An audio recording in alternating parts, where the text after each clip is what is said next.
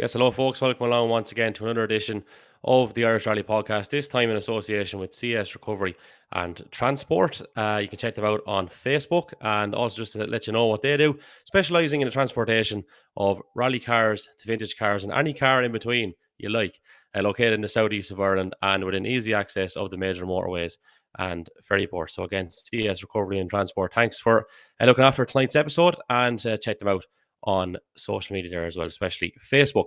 Plenty to get through this evening. As always, if you want to get in touch, you can just comment underneath the stream. We're live on Facebook, Twitter, and on YouTube. We will have the audio up on Spotify and Apple Podcasts, not after the show tonight. It'll be tomorrow morning, with a little bit of sleep to catch up on. So from tomorrow morning onwards, you'll be able to listen back to this as well. But we have a good bit to go through. It's a relatively busy time, it has to be said. The Ulster Rally, obviously, last weekend. The Rent-A-Kill historic rally coming up this weekend, and we're going to focus more on that Rent-A-Kill, I should say, historic rally in more detail again next Tuesday at 9 p.m, where we'll have another podcast on that one specifically. But tonight it's very much Ulster Rally focused, and the BRC in general, because large contingent obviously, and a large contingent that have enjoyed success from the island of Ireland. So we'll delve into that a little bit. And also RAC obviously is coming up next weekend, and we might chat a little bit about that, and one of our guests will be able to dovetail into it because he's actually competing in the event. But to get us going on this evening's programme, we first of all have Johnnie Mulholland. How are we doing, Johnny? I'm all right, yourself? As you're flying in now. And Mr. William Creighton. All right, Will, how's things? How's it going, Kevin? Thanks for having us on. No problem. Good to have you on again. You guys are no strangers to each other, of course? No way, definitely not. Yeah, we've seen plenty of each other this year anyway. Yeah. Right. So it's been a successful year for you guys. We didn't know what really to expect at the start of the season. And Will, I know I caught up with you, I think, after the Neil Howard stages, and you've been on a bit of a globetrot, but in terms of the BRC stuff, it's gone pretty good for both you guys. But Will, I'll start with you first. Maybe you talk us through the campaign, and we'll talk about Ulster the weekend as well. Like it strikes me, obviously, that you knew you had a bit of a plan. You seemed to execute that plan very well. And maybe you'll enlighten us on what the actual plan was and how well you felt you executed it.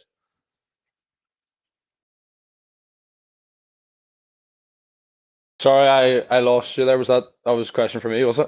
Yeah, sorry, Will. Yeah, the stream is a little bit glitchy. I don't know what's going on. Sorry, the internet isn't great. You're displaying very, very strangely. We have a show down here called Crime Call, and you wouldn't look out of place at the moment. It just looks a little bit off, whatever's going on. And we lost Johnny there now as well for good measure. But I think Johnny's going to come on with Plan B in a moment's time. But no, the question, Will, was basically, going into last Saturday, I think you knew what you had to do.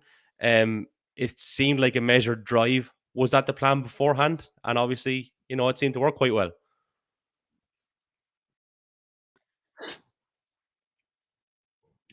Yeah, obviously I would say we had most of the hard work done before the Ulster. We had 4 wins, in a row. So we had a good haul of points there going into the last round, and I can't remember exactly. I think it was maybe the top 7 we had to finish in. So yeah, it was really the aim of the event was just to get to the finish line and try not make any mistakes. And we knew if we were able to get to the finish, we would get enough points to win the championship. So yeah, it's sometimes it's maybe easier to get your head into the mindset if you just have to go flat out and try and win rather than going and driving at 80% or 70%. So yeah, it was quite tricky to get into that mindset, but I suppose also easier than going with the pressure of having to win the rally. But yeah, so the aim was really just get to the finish line, make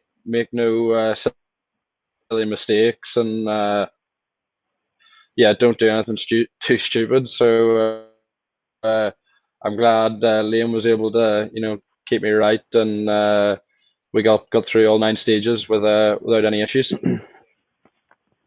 Good stuff. And from your point of view, Johnny, you've a lot of the work was done earlier in the championship as well. So you could enjoy things a little bit, because I touched base with you probably. It's probably over a month ago now about coming on or whatever, and there was still a couple of rounds left at that stage. Yeah. I think you had things wrapped up, so Yeah, you had Yeah. a lot of pressure off, obviously, and you could maybe enjoy it. Yeah, thankfully we had things wrapped up after Mull actually. So for both the Ulster and the Cameron, I suppose we could just have a bit of fun and a bit of seat time. And the Ulster, I definitely had more fun on the Ulster than I did the Cameron. Anyway, will know how rough the Cameron actually was. And for him, definitely probably a lot more pressure for that round. But no, look, we went out to the Ulster.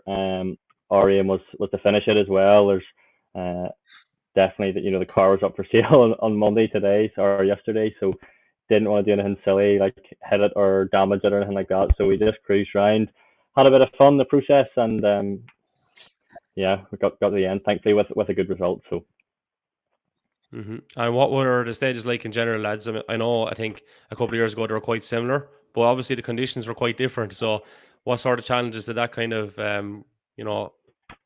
throw up for you guys? And Will, I'll start with you.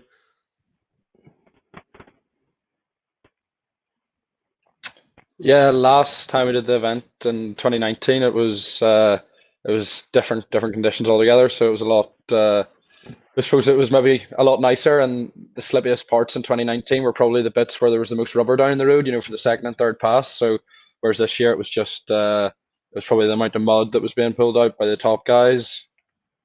It's probably not, it's not the nicest to drive in the front wheel drive car, but yeah, the stages were good. There was a little bit of everything into them. Very technical, and bits of wide road where they're quite fast, and then you're turning on to a much more narrow road. So as I say, there was different. Yeah, there's a little bit of everything in them, and there's plenty there to catch you out, especially in the second and the third pass whenever you're going into the dark. So as I say, I was glad to get round in one piece.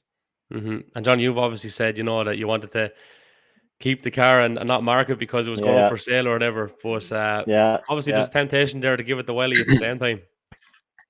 All right, like you still want to go out and go kind of fast.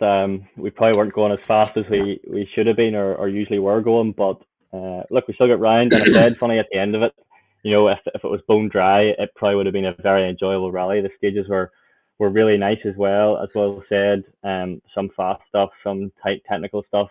But this year, obviously being in the end of November, I found myself putting wet tires on when it was relatively dry just to get a bit of heat into them. So um, it was tough with that respect, but look, still enjoyed it. And the night stuff, again, me and Will have gotten used to that this year. I've probably done more night driving in a rally car this year than I ever have in my whole life. So we're definitely used to it by now, I think, and it was nice to do it on home soil again, I think. So And like from both your point of view, in terms of the night stages, which is obviously a novel thing, like I'd say there's a lot of competitors that maybe haven't encountered that in their careers thus far. So how different is that? Obviously, apart from the obvious answer and the smart answer is darkness and light. But as a driver, like, what's your approach like in comparison to daylight? I mean, are you more cautious, or do you feel like some lads I've heard say this before, that because you have the big rack of lights on the front and the whole lot, that you actually go for it a bit more because I think visibility is a bit better. But is there a lure of getting caught a bit easier then as well, or how do you guys kind of find that? Yeah, it's I think in the dark it's pretty cool. Any night stages are going to give you a good buzz, but yeah, the lights in the cars nowadays, they're that good that it just lights the road up like it's daylight. Suppose for the Ulster, I found it most tricky, trying to determine what the surface was like, trying to brake for the tight corners. Because in the daylight, you can see the shiny bits of tarmac, whereas in the dark, even with the lights, it's just hard to pick that out. So that's probably what I was most cautious about. But yeah, you're probably maybe not going as quick in the dark, but it gives that sensation that you are. As I say, yeah, it gives you a real buzz, and any night stages are pretty good fun. So yeah, I really enjoyed it. But as I say, it's easy to get caught out in the dark. So yeah, we just had to be careful of Johnny? yeah, and I think picking up on what Will said, the lights are that good now. I suppose the problem I found the biggest at night was committing to our pace notes. As fun as it is, it was obviously writing our own notes for the entire year. It's been, in in the daytime you can maybe see over the crest that's in front of you. In the dark, the light kind of puts a shadow behind it, so it does make it a bit difficult. But it was still fun, and especially on the likes of Mull, you get a difficulty as well. And as I say, Will know with the fog and the rain bouncing back off the lights and reflecting off that, which doesn't make life any easier. But yeah, the Ulster was fun. It was the stages at night were actually pretty nice. I enjoyed them as well. So we're definitely getting better at it anyway. I think our night vision's getting better. So yeah, you don't need night vision goggles now anymore. In general, in general, lads, in terms of the season, then. So if I was to ask for maybe high points and low points, and Will, if you want to factor in your globetrot endeavours into this as well, by all means do. But I'll ask the question to both of you. Like, what was, there was obviously highs and lows, as there always is. But for you, what has obviously stood out? Obviously, winning the championship is going to be one thing. But in general, if I was to ask you for those, and if you want to have 2 or 3 of each, by all means, go ahead and enlighten us. But I'll start again with you, Will. Probably one that stands out would have been Mull for me. It was a new experience to go there and compete. It's everybody talks about Mull and how special it is and how unique it is. So that was really cool to go there. And I suppose I was trying to go there to get a finish and gain some good points to the championship as well. And we had a couple of issues at the start of the rally with the car, and that put us in the back foot. So I suppose we just went flat out after that to try and make up for the lost time, and we managed to stay on the road and set quite a few good stage times. And yeah, it's whenever you're going flat out, it's always more fun than when you're not going as quick. So yeah, I would say Mull stands out for me. But then of course going to all the Junior World Championship rounds, that was a great experience as well, and I really enjoyed going back to Ypres, competing in stages that I've done before. And yeah, I suppose just all those world rounds, they're special, and they're a big effort for the whole team to get to the finish of them. So yeah, whenever you cross the finish line, it makes it all worth it. I would say probably a low points, probably going off on the Nicky Grist at the the start of the BRC campaign. You look back on it now, we were in second place, and we were just pushing too hard to try and win the rally. And if you're looking back at that now from a championship point of view, probably didn't need to do that the way it all panned out. But yeah, it's easy saying that now, but that made it quite difficult for the rest of the year. You're on the back foot from quite an early point in the season. But yeah, thankfully a few good results after that, was able to get the championship back on track. Johnny?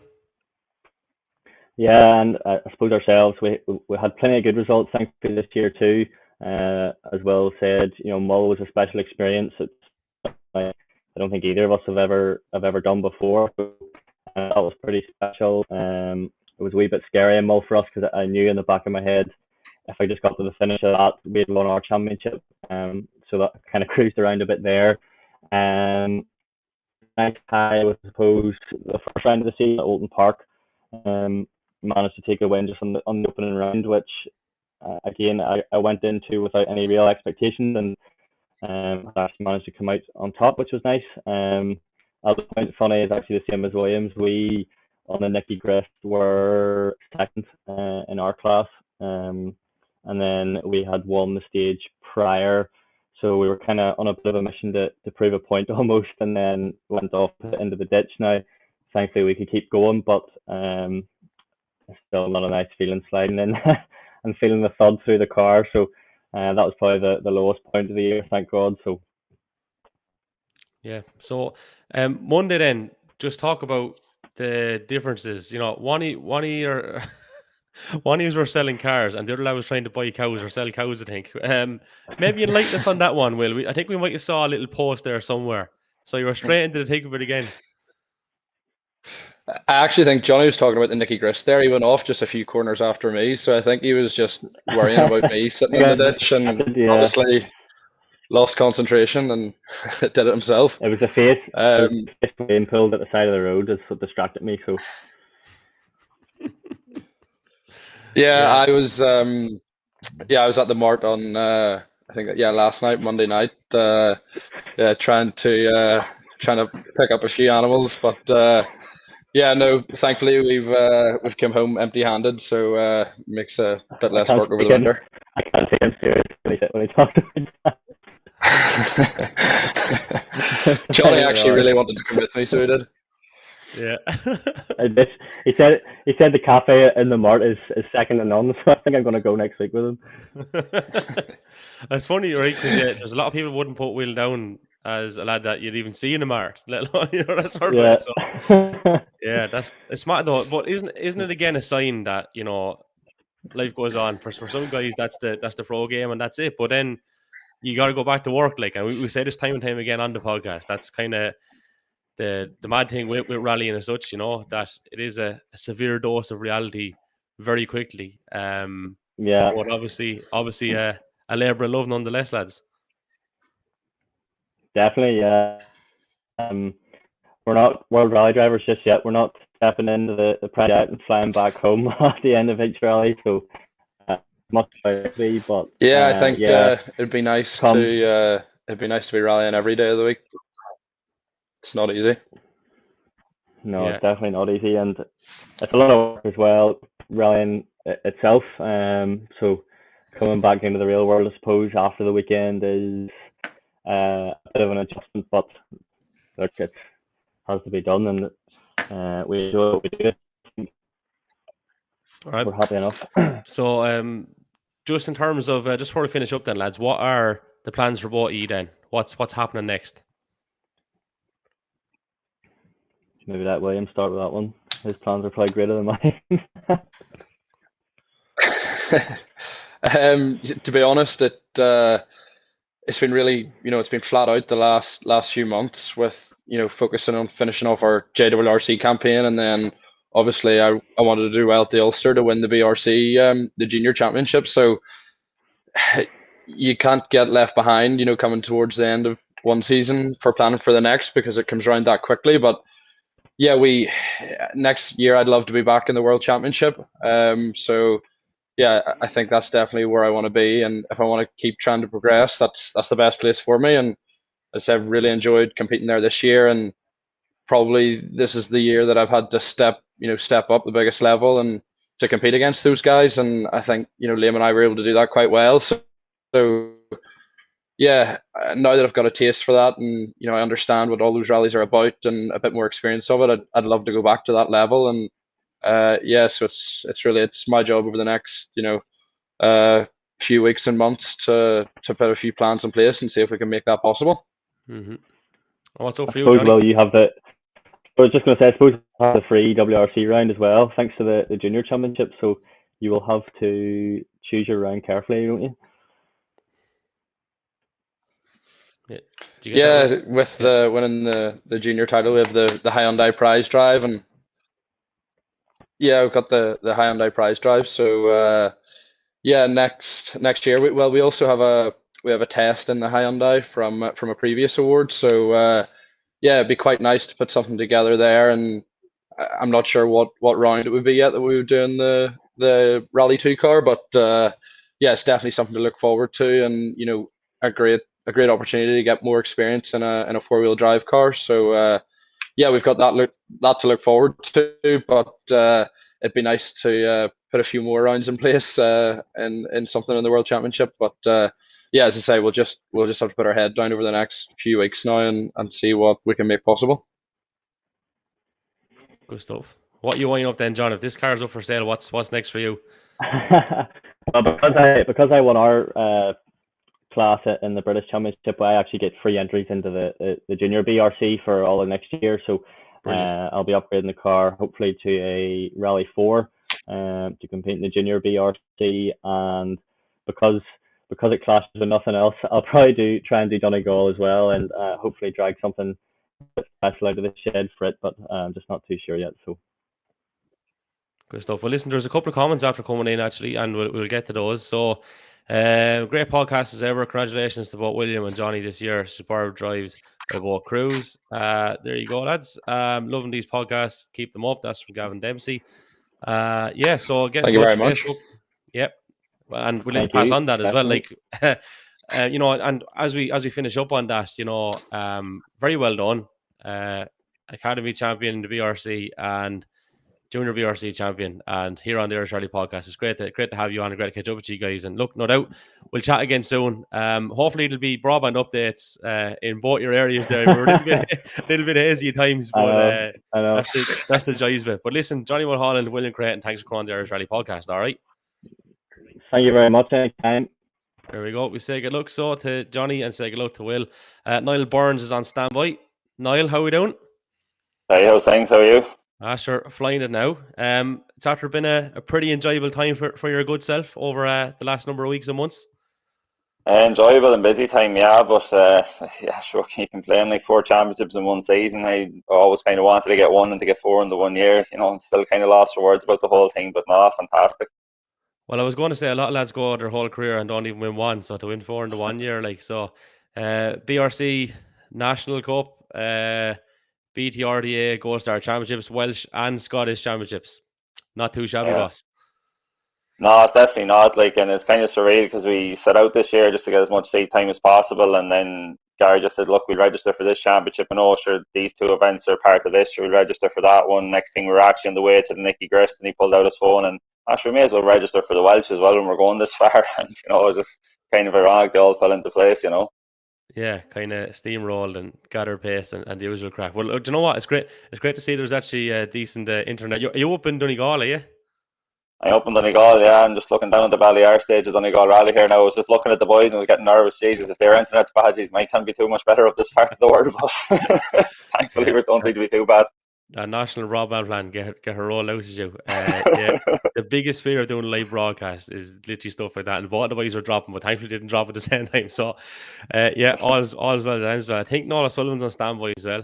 Noel, how are we doing? How are things? I'm a bit late to the party, but I suppose I don't have any championship titles to my name, so I feel like they have one out tonight.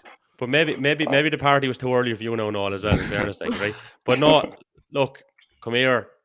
It was very nearly being one, like it was so close. Like what stage 8 was it when it all went wrong?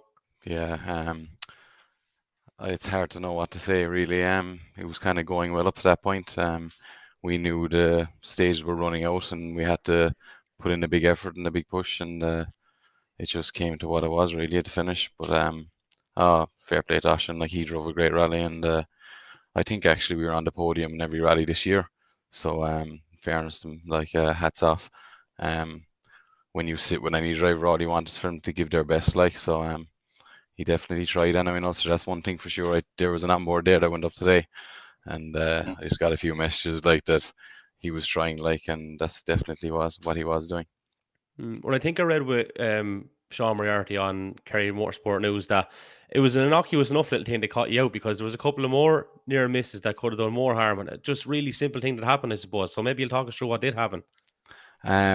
We approached the junction like we did the last 2 passes, really, like, and just came out over it was like a crest 80, turned square right, and just went to stop the car and it wouldn't stop, just locked up, and he tried his best to gather it, like, and it was just over before he could do much more, really.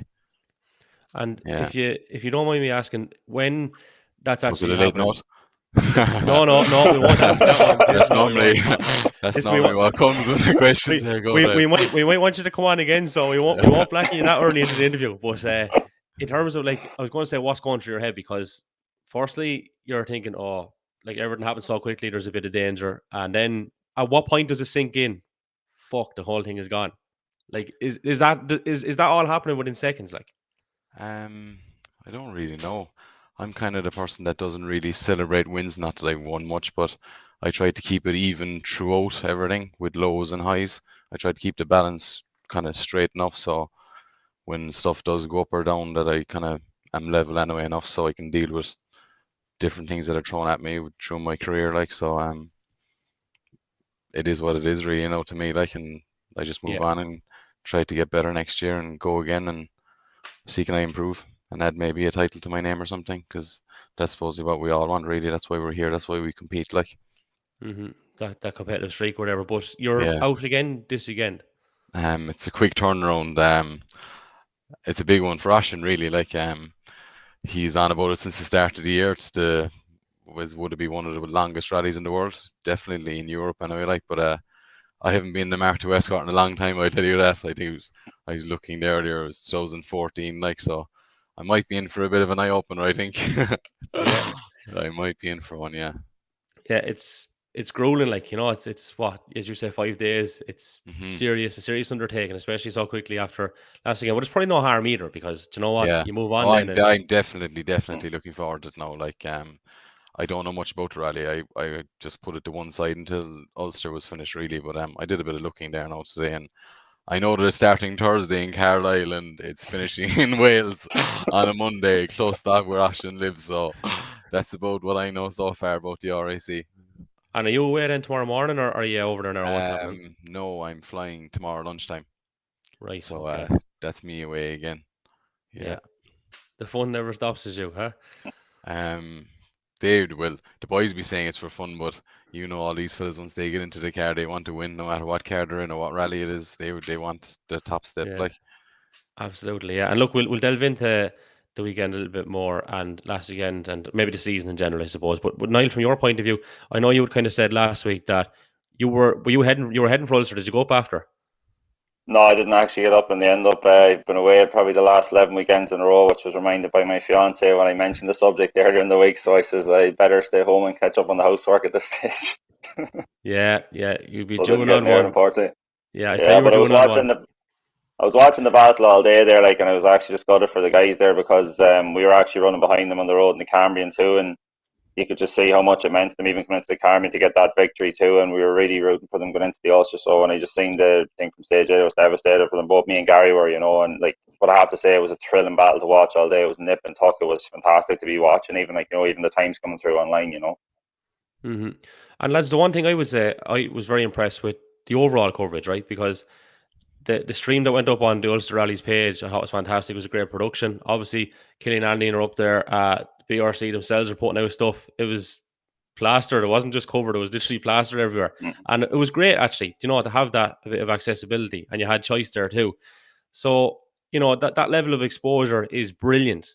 And it's good to see people adapting to that and using it, you know, especially in the last couple of years. I think COVID has taught a lot of people a lot of lessons. And I know a lot of these streams were happening prior to that, but they're seeming more prevalent now, and the quality has improved too.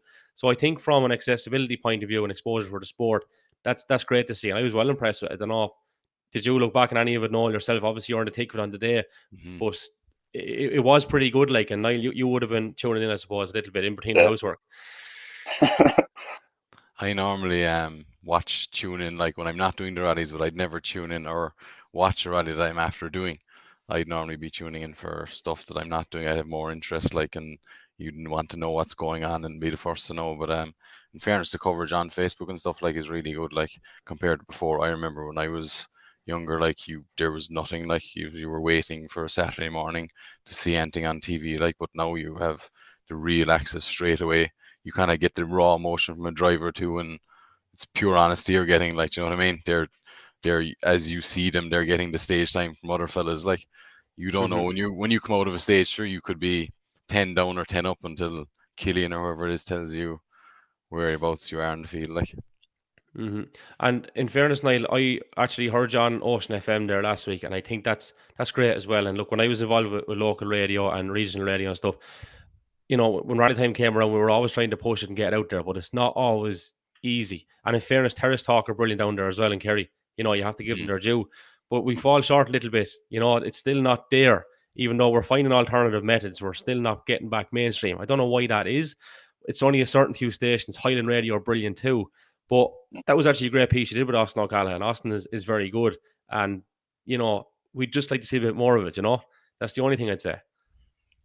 Yeah, no, definitely. I was happy when they actually contacted me to do it. Obviously, it was through Connacht Motor Club that, you know, they had the contacts there to make it happen. As I said at the time, like, you know, I grew up probably, you had that half an hour on Saturday morning around when sports was on, or you're counting down to 11 o'clock when RPM used to be on. And I think people don't realise how popular a sport it is. I think when Rally Ireland came around that time, you know, there was a big excitement around it, and it got so much primetime viewing, and then it kind of drifted away again. But hopefully now, like with the amount of Irish talent you see heading across to the world stage and even heading across to the UK stage and stuff like that too, and the more it's been pushed even this last couple of weeks, like, you know, people might take notes, we might see it get more airtime again, you know.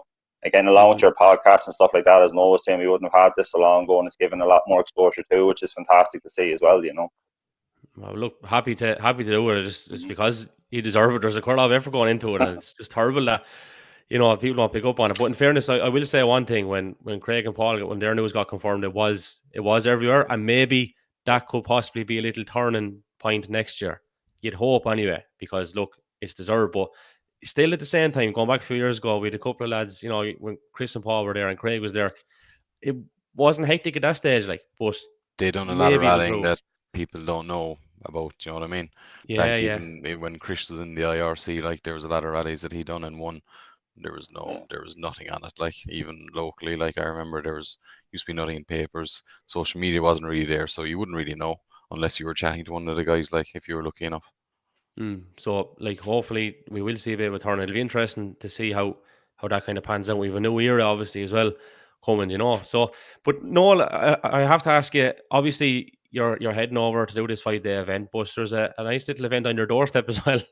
And there's a nice little entry list for it. So was there any temptation or any offers to kind of stay around, or I actually haven't done the historic rally in a while either now, to be honest. Normally I'd be spectating with a couple of my friends. I'd rather go spectating at the end of the year if I'm after doing a year rallying. It's nicer to kind of go out and watch or marshal or something like that. But it's pretty strange. Like there's 2 historic rallies going on at the moment, like, and they're both the same weekend. It's a bit madness if you ask me, like, but it's just the way it's after falling now. But it came up with Ashton to do the RIC. It's kind of one of those rallies that it's there on the bucket list to take, like if you have an opportunity to do it, to get and go do it. I suppose hopefully anyway that Killarney will always be there for me to come back and have a crack off it. But definitely the RIC will be in my mind anyway the weekend. I might have a flick over and back to see how a couple of the boys are getting on, but I'm sure they'll get on well anyway. Yeah, and Niall, that's a bit of a pity that they're kind of clashing, because I'd imagine there's a lot of lads that wouldn't have minded a crack off both, like. Yeah, I was even talking to a couple of guys even there at the last event, and even in Raleigh, and it's like, and they're saying, you know, they would love to have gone to Killarney because obviously, like some Malls Gap and iconic stages, they're well known even throughout the UK historic scene and stuff like that. And it's just a pity they are clashed, and hopefully now that doesn't happen again. But yeah, you know, it's such a shame. I was so shocked at the start of the year to see it too. But as Noel says, you know, it's just the way it is this year, and hopefully now it won't be an issue come next season, you know. I didn't actually forensically examine the entry list or whatever. Are you involved? I'm not involved, no. That's me now after rally nuts. I said that'll be it. It's been 18 rallies this year, so I says I just kind of take a few weeks off now and just kind of get ready for next year now. There's a bit more housework left to do, so you didn't do it all last weekend.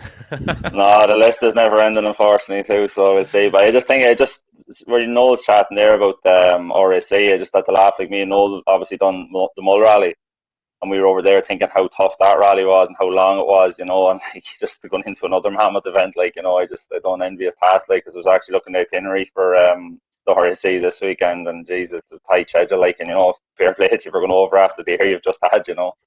Talk about not taking it easy at the end of the season, like.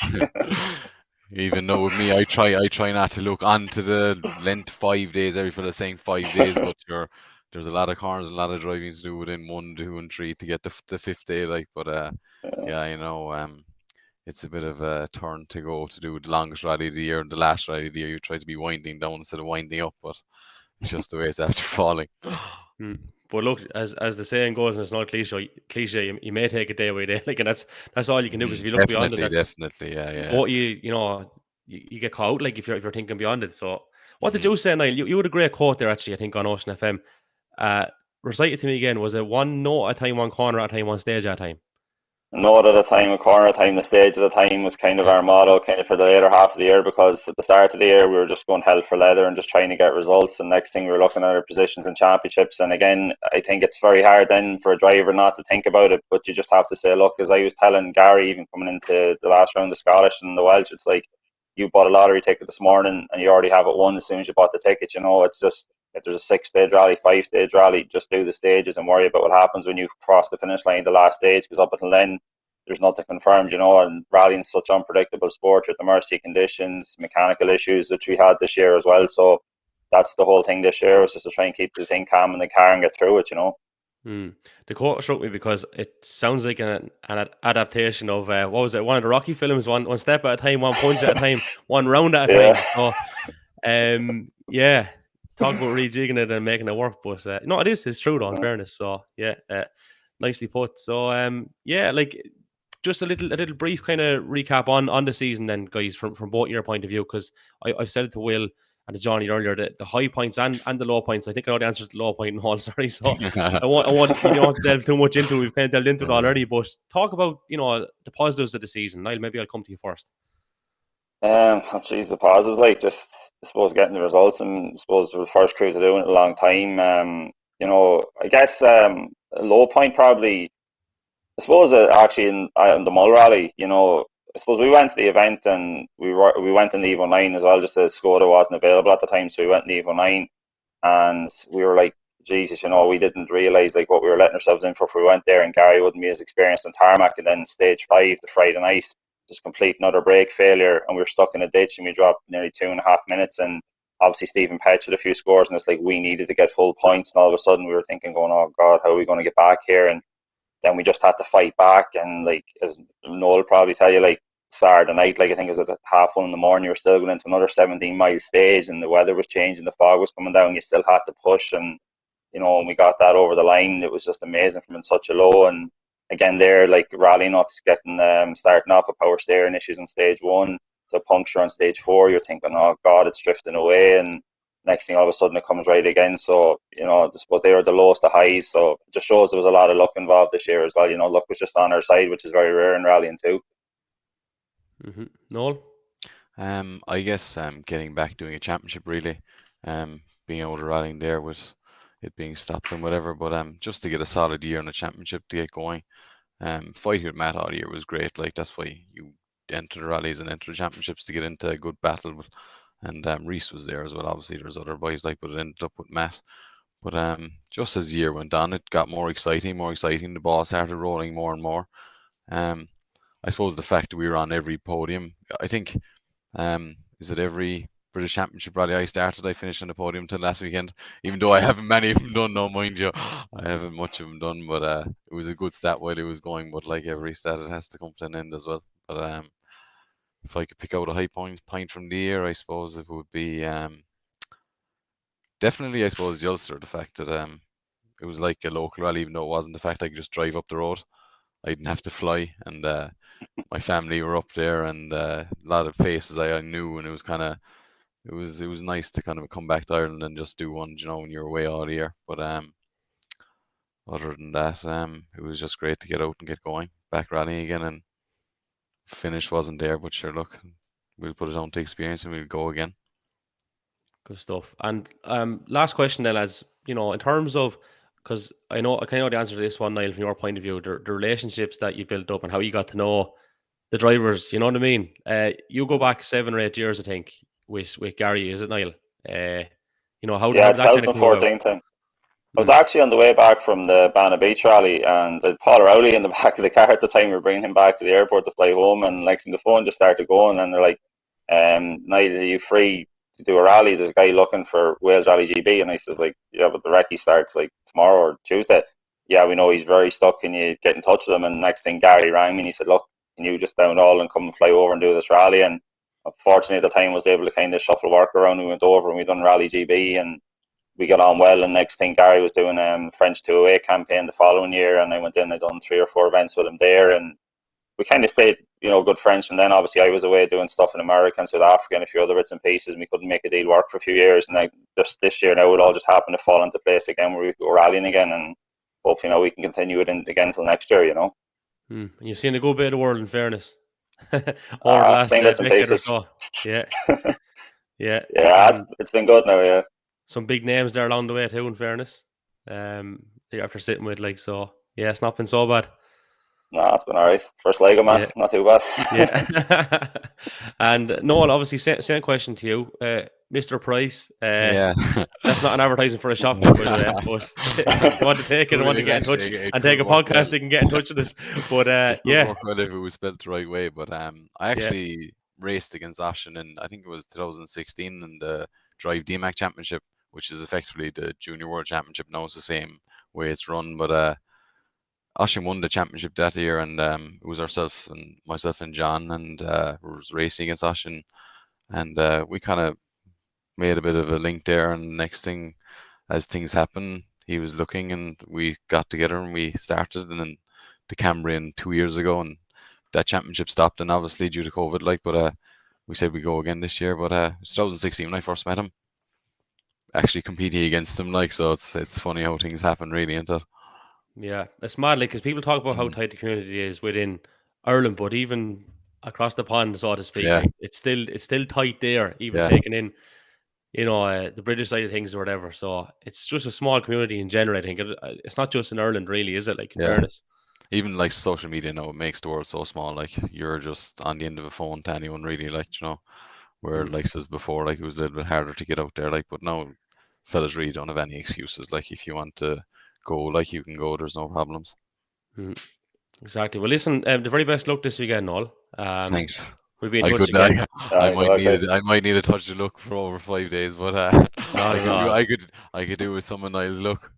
Yeah, and look, Niall, well done again, and looking forward to catching up with both of you again next year. Thanks for jumping on the Irish Rally podcast, and we'll chat to you again soon, all right? Thanks for having me. Thanks, take care, look after yourself. Niall Burns and Noel O'Sullivan. Before we finish up, we're going to go down through the results from the weekend, obviously, of the Ulster Rally. So, taking the overall win, Matt Edwards and Darren Gard, and second, Johnny Greer, Kirsty Riddick. Final result there, Callum Devine and Brian Hoy third. Then you have Josh Moffat and Andy Hayes, and Keith Cronin and Mikey Galvin completing the top 5 there. We also have class winners from the event, which we'll just dig out there now. So, yeah, starting with the RC2 class, just basically as I spoke out there. Eamon Kelly took the RC4 with Conor Moan, with Will, obviously, and Liam second in that. N1 went to Barry Savage and Francis McMullen.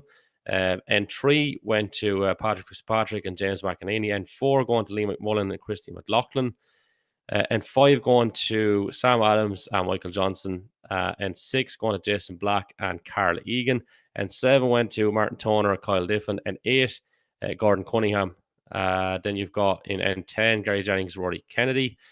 N11, Aoife Raftery, Dylan Doonan. Then obviously moving on to historics, H1, you got David Armstrong and Ashley Trimble. And then H2, you got Donna Kelly and Kevin Flanagan in the fabulous BMW M3. Kevin Lenning has some lovely shots of that as well. And then just moving over to the British Rally Championship overall. So Matt Edwards taking that one from Ocean Price there. Obviously in the quarter side of things, Darren Garrett and Noel, who's been on with us there tonight. Second, very, very close, only 7 points in the difference. Fabulous season though, and take nothing away from him whatsoever. Moving down to where are we now? Just scrolling further down along. Obviously, Will Creighton taking the junior championship. Liam Regan taking the quarter side of things there. In the academy, obviously the aforementioned Johnnie Mulholland. Fantastic season for Aoife Raftery as well, finishing up second in the academy. Quarter side of things, Callum Maguire taking that. Brendan Comiskey taking BRC 4. Connor Foley, the quarter end of things there. National Rally Cup, as you said, Gary Pearson and Mr. Niall Burns alongside. Class 4, you've got Jason Black and Carl Egan. Class 6, it's obviously Mr. Pearson and Mr. Burns again. Ashley Dixon, then class 7 with Stephen Joyce. So yeah, that's where we leave it. That's all we have time for. Again, just to thank our sponsor, CS Recovery and Transport. Check out their Facebook page, specialising in the transportation of rally cars to vintage cars and every car in between, located in the southeast of Ireland and within easy access of the major motorways and ferry ports. That's where we leave it. Thanks again for getting in touch. We do have a couple of comments, actually. We'll get to those. Flying Fame Motorsport have been in touch. Congrats to Niall on all his achievements. Doesn't feel that long ago when we used to head off marshalling with Industry Marshals Club. And then we've got another one, loud and clear here in Scotland. Fabulous. Great to have people tuning in all over the place. So, yeah, look, don't forget you can follow us on Facebook and Instagram and on Twitter there as well. Anytime you want, when we're live on a stream, just send a comment, and we will get the audio up on Spotify, Apple, Google Podcasts, etc. It'll be tomorrow. It's not going to be tonight. Bit of sleep to catch up on, but tomorrow we'll have that up and ready to go. Don't forget to subscribe on YouTube as well. Thanks for tuning in, and until next time, take care.